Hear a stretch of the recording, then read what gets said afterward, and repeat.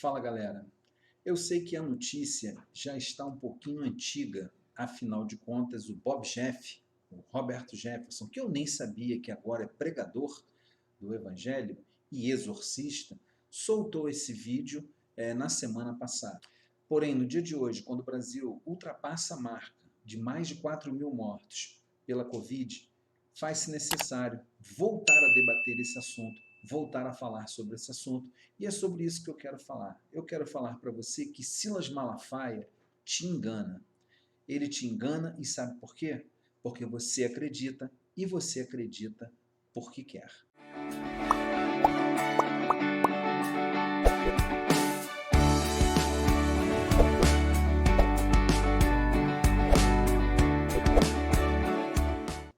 Eu sou o Marcos Vinícius, criador do canal, comentarista de diversos assuntos.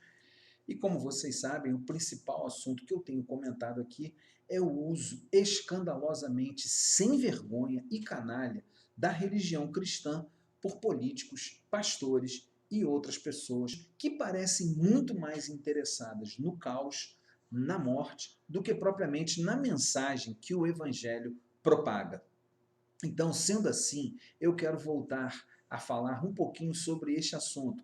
Roberto Jefferson, na semana passada, soltou um vídeo onde ele incitava cristãos à violência gratuita, à violência pura e simples, com um cenário montado com uma mesa. Nessa mesa ele tinha porretes, ele tinha o simulacro de uma pistola, também estava lá um produto de matar insetos que ele fingiu que era o spray de pimenta que os guardas usariam, e ele então montou um cenário, e tinha um chicote também, e ele montou um cenário escabroso para incitar cristãos a formarem milícias para formarem milícias dentro das igrejas com o objetivo de impedir que fiscais fossem cumprir as determinações das prefeituras de fecharem as igrejas por causa da contaminação que é resultado da aglomeração de pessoas. Todo aquele cenário é tão escabroso que só poderia sair da mente de uma pessoa muito doente. Ele ensina, inclusive, a como quebrar o braço de um dos fiscais que viesse solicitar o fechamento do templo onde as pessoas estivessem aglomerando. Informa para fazerem milícias de 20 pessoas e faz tudo isso utilizando um codinome, que é aquelas pessoas que viriam para cumprir a ordem das prefeituras, dos governos estaduais, seria o Satanás. Ou seja, ele associa essas pessoas com o codinome Satanás. Tudo isso é utilizando uma linguagem pseudo-religiosa. Mas eu quero dizer uma coisa, apesar de utilizar dessa linguagem pseudo-religiosa, o Roberto Jefferson não engana os cristãos de verdade. Ele pode enganar os desavisados. Mas depois disso tudo vem o absurdo maior dessa história. E qual é esse absurdo? Silas Malafaia, pastor, replica no seu Twitter o vídeo e termina a sua exposição do exorcismo de Satanás ensinado por Roberto Jefferson com um kkkk no final. Passou do tom. Silas Malafaia, nesse tweet, passou do tom. Claramente, ele ultrapassou a linha que é a linha da vergonha, é a linha da sanidade, é a linha, inclusive, do que é ser evangélico. Agora, o interessante é o seguinte, Silas Malafaia, ele ultrapassa essa linha quase sempre. Não foi nunca antes tão longe quanto foi dessa vez, mas dessa vez ele ultrapassou todos os limites. Por que Malafaia faz isso? Porque ele consegue enganar pessoas como você, evangélico, que acredita nele. Por isso ele consegue ultrapassar a linha, por isso ele consegue deixar um kkk debochado lá no seu Twitter. Eu, inclusive, quero provar para você que o que eu estou falando é verdade. Olha esse Twitter aqui. Esse Twitter foi uma resposta minha ao comentário dessa pessoa que disse que Jesus fez isso também. Ele expulsou as pessoas do templo à base de pontapé e pancada. E eu respondi o que está aí. Vai ler a Bíblia, porque Jesus nunca deu pontapé em ninguém. O exagero promovido por Malafaia, então, só existe por um motivo, porque pessoas acreditam nele. Assim como há pessoas que acreditam no Valdomiro Santiago quando ele diz que tem um feijão mágico que vai curar a Covid.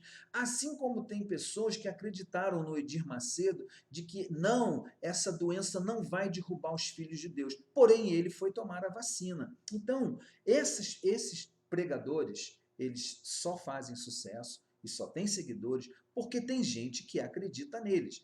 Porque essas pessoas, elas não conseguem exercer uma posição crítica em relação ao que eles falam. Você tem que ler a Bíblia. Você que se diz cristão, você precisa ler os evangelhos. Eu vou citar aqui algumas coisas.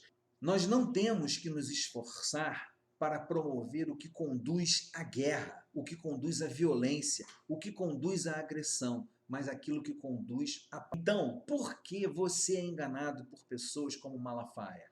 Como eu observei naquele tweet, as pessoas preferem ignorar o texto em favor da versão. Algumas considerações eu gostaria de falar sobre o tweet do Malafaia e o vídeo do Roberto Jefferson. O fato de replicar o vídeo em tom de deboche, não esqueça do kkkkkkk de Silas Malafaia, demonstra que ele deseja passar uma mensagem a seus seguidores.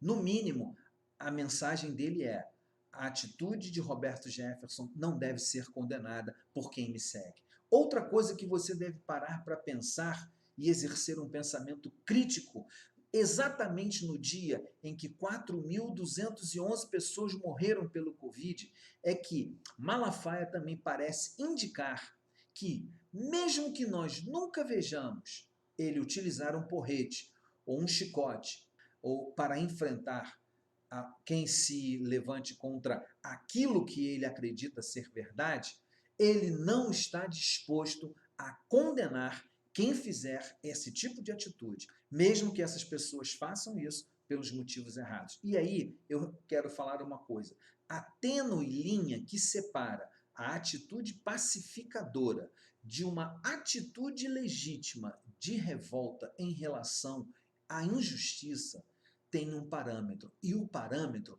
não é manter igreja aberta. Esse parâmetro de Silas Malafaia, Marco Feliciano, Valdomiro Santiago, Edir Macedo e tantos outros líderes neopentecostais do momento que estão lutando para manter as igrejas abertas, nada tem a ver com a revolta em relação à injustiça. Tem a ver com outros motivos, tem a ver muito mais com manter a arrecadação em alta. Qual seria então o parâmetro para dividir a nossa vida entre um ato pacífico e uma atitude legítima de revolta contra a injustiça? É quando a minha atitude for serviço àquele que é mais vulnerável. Sendo assim, eu faço uma pergunta a você. Na fala de Malafaia, na fala de Roberto Jefferson, o que é realmente satânico? Aglomerar pessoas num salão, com o risco dessas pessoas aglomeradas se transformarem em vetores de transmissão da doença? Ou fechar o salão e deixar essas pessoas protegidas, especialmente as pessoas mais vulneráveis, que são aquelas que em desespero buscam a fé? Isso em prol e em contribuição da saúde coletiva. O que é mais Satanás nessas duas atitudes? Eu gostaria que você deixasse aí nos comentários qual é a sua opinião sobre essas duas verdades. Eles estão falando para pessoas que acreditam nisso, que a violência, a incitação à violência, a formação de milícias tem a ver com o evangelho. Eu gostaria que você questionasse se isso é verdade. Quando Malafaia e Roberto Jefferson utilizam o termo Satanás, há aqui uma outra maldade na intenção deles. É o seguinte: se forem questionados na justiça, se forem questionados nas vias legais, eles irão dizer: não, nós estávamos falando de exorcismo, nós estávamos falando de como expulsar o espírito imundo da igreja. Mas eu quero dizer para você uma coisa: 50 anos de vida cristã, eu nunca vi demônio nenhum sair na base da porretada. Você não precisa ser enganado por pessoas como Silas Malafaia. A mensagem de Jesus é a mensagem do amor. É lógico que a mensagem de Jesus também é uma mensagem de luta e resistência, mas é contra a injustiça e sempre a favor daquele que não tem voz. Um forte abraço para você. Muito obrigado por você ficar até aqui. Inscreva-se no canal, replique essa reflexão para os seus grupos de WhatsApp, especialmente para aqueles cristãos que ficam muito confusos como quando veem mensagens como essa, como esse cristão aí desse tweet que eu mostrei para você. Um forte abraço, a gente se encontra no próximo vídeo. Se cuida, cuida dos seus, cuida da sua saúde. A pandemia não acabou. Muito obrigado, SUS e profissionais da saúde.